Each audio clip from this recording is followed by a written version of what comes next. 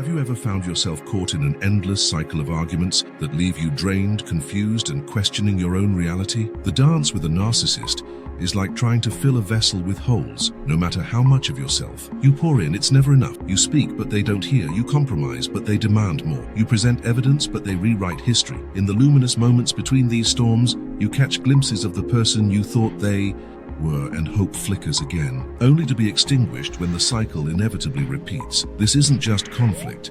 It's a systematic dismantling of your essence. Before we continue, if you find resonance in these words, consider subscribing to join our community of healing and growth. What you resist persists. What you accept transforms. The first time Mia confronted her partner about his demeaning comments, she believed it was a simple misunderstanding. When he turned it back on her, claiming she was too sensitive and imagining things, she spent hours trying to prove what had actually happened. 6 years later, she was still having the same argument, just with different examples and increasingly diminished confidence in her own perceptions. Have you noticed how these conversations follow a predictable pattern? You approach with a genuine concern, only to find yourself defending your right to have feelings at all. Hours later, exhausted and confused, you might even apologize for bringing it up. The narcissist has successfully shifted the focus from their behavior to your reaction, a masterclass in manipulation that leaves you feeling like you're losing your mind. Radical acceptance doesn't mean approving of mistreatment. Rather, it means acknowledging reality without the distortion of wishful thinking. The truth is stark, but necessary. A narcissist's core behavioral patterns will not fundamentally change. Their self-perception depends on maintaining superiority, which requires someone else to occupy the position of inferiority. That someone has been you. Think about how much energy you've invested in explaining your feelings, gathering evidence, and crafting the perfect words that might finally make them understand. Imagine redirecting all that precious life force toward your own healing and growth. Acceptance requires mourning the relationship you thought you had or hoped you could have. It means facing the painful truth that the person you've been arguing with doesn't actually see you as a separate human being with valid needs and perspectives. To them, you exist as an extension of themselves, valuable only insofar as you reflect positively on them and accommodate their needs. When Mia finally accepted this reality, her first feeling wasn't peace, it was grief. I realized I'd been trying to win the approval of someone incapable of genuine empathy, she shared. It was like I'd been speaking English to someone who only understood Mandarin, then blaming myself for the communication breakdown. This acceptance creates the foundation for everything that follows. Without it, you remain trapped in the cycle of hope and disappointment, forever seeking validation from someone constitutionally unable to provide it. With acceptance comes clarity. This isn't about becoming good enough to deserve respect. It's about recognizing that no amount of perfection on your part will change the fundamental dynamic. Consider writing a letter that you'll never send, not to change them, but to acknowledge your own truth. Document the pattern of behavior that's caused you pain. Notice how the specifics may change, but the underlying dynamic remains constant. This isn't an exercise in blame, but in clarity. The fog of confusion is a narcissist's most powerful weapon. Your clear perception is your shield. Then ask yourself, what would change if you stopped trying to make them understand? What if you redirected that energy toward understanding yourself instead? The arguments persist because they serve the narcissist's need for drama, attention, and control. When you step out of the ring, you reclaim your power to define your own reality. Remember, your worth isn't determined by their perception. The very qualities they've criticized, your sensitivity, your desire for connection, your authenticity, are the wellsprings of your humanity. The problem was never that you weren't enough.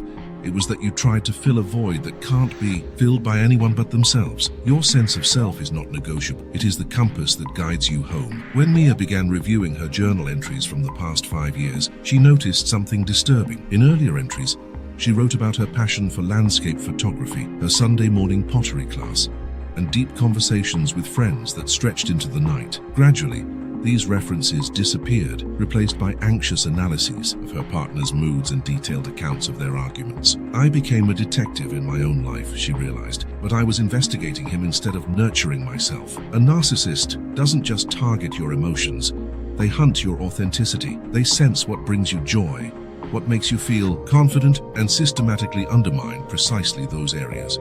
Your friendships become problematic influences, your passions become wasteful distractions, your professional successes become either threatening to them or achievements they somehow facilitated. Like water slowly eroding stone, This constant devaluation reshapes your interior landscape until you no longer recognize yourself. The journey back to self begins with boundaries.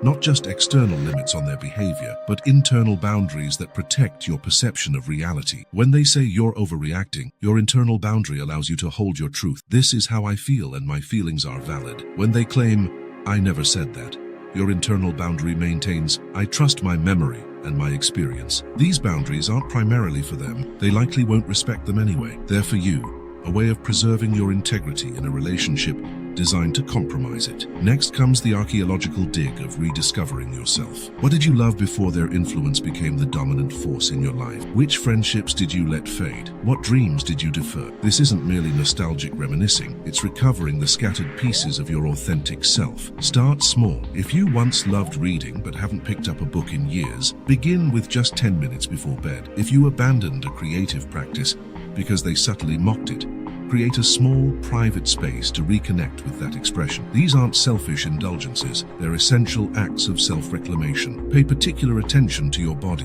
Narcissistic relationships often create a disconnection from physical sensations as you learn to prioritize their comfort over your own. Notice where you hold tension. Observe how your breathing changes when you think about them versus when you engage with something you love. Your body has been keeping score, and now it can guide your healing. The most challenging aspect of reclaiming yourself is confronting how much time you've lost. The narcissist didn't steal just your present peace, but months or years of potential growth. Resist the urge to punish yourself for this. Instead, view it as evidence of your capacity for commitment and love, qualities to now redirect toward yourself and those who genuinely cherish them. As your authentic self re-emerges, you may experience grief mixed with liberation. You're mourning the self that might have flourished without this detour, while celebrating the wisdom your journey has granted you. Both experiences deserve space and acknowledgement. When Mia hung her photographs again, images her partner had criticized as amateur and not worth framing, she cried. I wasn't just reclaiming wall space, she said. I was reclaiming my way of seeing the world. Ask yourself, what parts of your authentic self have been in hiding? Which of your perceptions have you learned to doubt? What would it feel like to trust your own experience again without seeking external validation? The path back to yourself isn't about becoming someone new. It's about remembering who you were before the distortion began. Healing is not an event. It is a practice renewed with every sunrise. After ending her relationship, Mia expected immediate relief. Instead, she found herself constantly checking her phone, analyzing past conversations, and even driving past her ex's apartment. I'd physically left the relationship, she admitted, but mentally, I was still completely entangled with him. The 12-month cleanse isn't just about avoiding contact with the narcissist, though that's essential. It's about detoxifying from the addiction to their approval, their intermittent reinforcement. Unpredictable moments of apparent love or validation creates a psychological dependency more powerful than consistent affection. Your brain has been rewired to crave the rare moments of apparent connection amid the chaos. During this year, commit to no rebound relationships, which often reproduce familiar dynamics with new faces. Instead, practice what feels like an almost radical self-sufficiency. This doesn't mean isolating yourself. Healthy connections are vital. Rather, it means not seeking in others what you must first rebuild within yourself, a sense of worthiness independent of external validation. The ick list technique provides a concrete practice during this period. Each time your mind romanticizes the relationship, countering with "but remember when they were so supportive about X," turn to your documented reality. The list isn't about nurturing resentment. It's about maintaining clarity when your mind tries to rewrite history, a common response to trauma bonding. Mia's list included seemingly small incidents that accumulated into a pattern. Said my voice was grating when I was excited about a promotion. Told me my friends find me exhausting, but he was just being honest. Arrived 2 hours late to my birthday dinner with no apology. When the longing for connection overwhelmed her, this record kept her anchored to truth. Grieving properly forms another essential practice. Our culture often pushes us to move on prematurely, but unprocessed grief becomes a barrier to genuine healing. Allow yourself to name and feel the specific losses, the future you envision, the trust you extend, the love you gave freely. Anger too serves a purpose in this process, not as a state to remain in permanently, but as appropriate recognition of boundaries violated and dignity undermined. When rumination threatens to pull you back into mental engagement with the narcissist, practice the discipline of gentle redirection.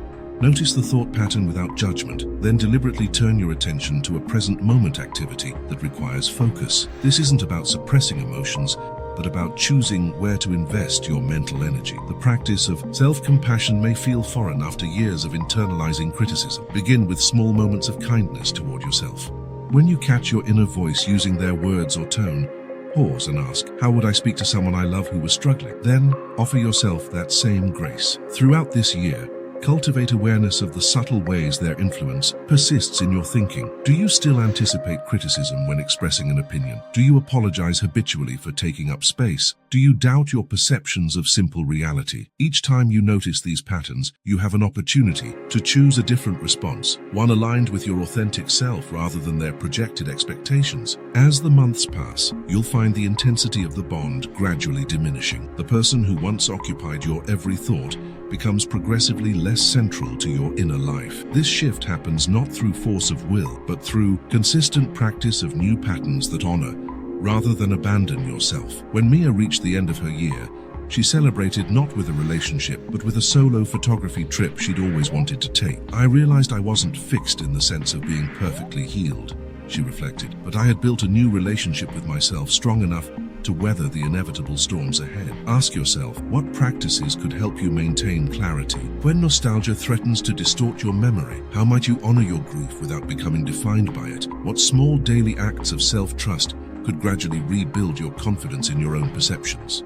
True protection comes not from walls, but from the clarity to see what stands before you. 18 months after leaving her relationship, Mia found herself attracted to someone new. Her first instinct was panic. How could she trust her judgment after being so deeply deceived before? Her second instinct was hypervigilance, analyzing every comment and gesture for signs of narcissism. Neither response served her evolving needs. The final stage of healing transforms your wound into wisdom. The pain you've experienced becomes a teacher of discernment, rather than a source of fear. This isn't about becoming perpetually suspicious, but about developing nuanced awareness of both yourself and others. Begin by recognizing the difference between red flags and your own triggered responses. Not every disagreement signals narcissism. Not every request for space means abandonment. The key lies in patterns rather than isolated incidents, and in how these patterns make you feel over time. Does this connection leave you more or less secure in your sense of self? More or less able to express your authentic needs? These questions become your new compass. Pay particular attention to how potential partners handle your boundaries. Healthy individuals may feel disappointed when you set a limit, but they don't punish you for it or try to make you feel guilty. They don't frame your needs as impositions on their freedom, or interpret your separate interests as rejection. Rather than seeing these boundaries as obstacles to overcome, they recognize them as the outline of your selfhood, worthy of respect,